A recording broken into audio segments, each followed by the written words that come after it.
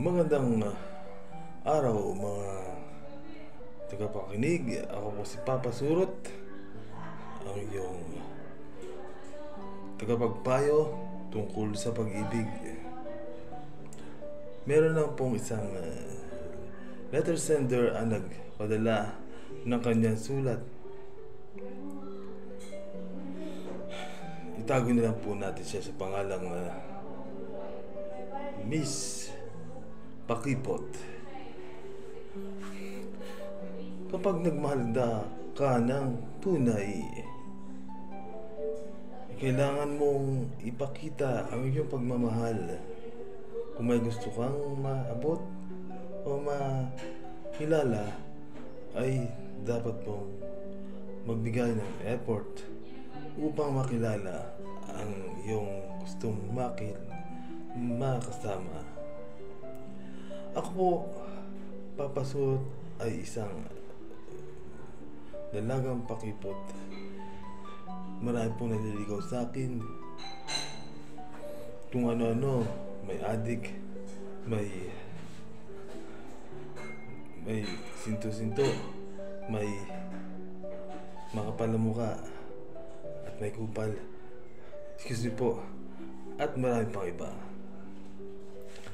Ngunit ako'y walang napili sa kanila dahil ako'y pakipot. Ayaw ko ng relasyon. Excuse me po. Ang relasyong nagdudulot na saya. Hate na hate ko talaga. Pagkat ako'y lumaki sa isang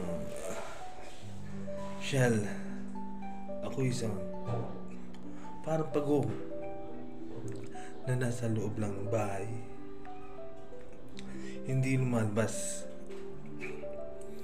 Kahit may gera at lindol, hindi ako natatakot dahil takot ako ma-expose sa liwanag ng araw. Dahil may lahi daw kaming aswang, sabi ng mga kapitbahay. Ngunit hindi yan totoo, pagkat ako'y pinaglihilang pala sa kwago ng aking nanay. Ano pong mapapayo niyo sa akin, Papa Surot? Ang mapapaya ko sa iyo, Miss Pakipot, ay pansinin mo na ang mga naliligaw sa iyo. Huwag ka nang choosy.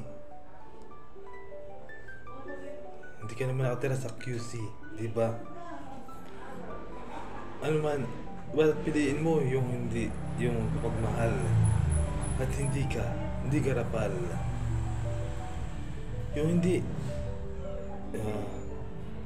ikaw ay lilinlangin at ang iyong pera ay uubusin. Bibigyan ka ligaya hanggang langit. Hindi dadaling ka sa masamang gawi. Kung naiya ka, ay gumamit ka ng kumain ka ng maraming gulay upang ikaw ay humaba ang buhay. Yan ang aking payo, Miss Pakipot. At hanggang dito lang po. Ako si Papa Surot. Kinakati na ako at maliligo na ako. Maraming surot yata dito.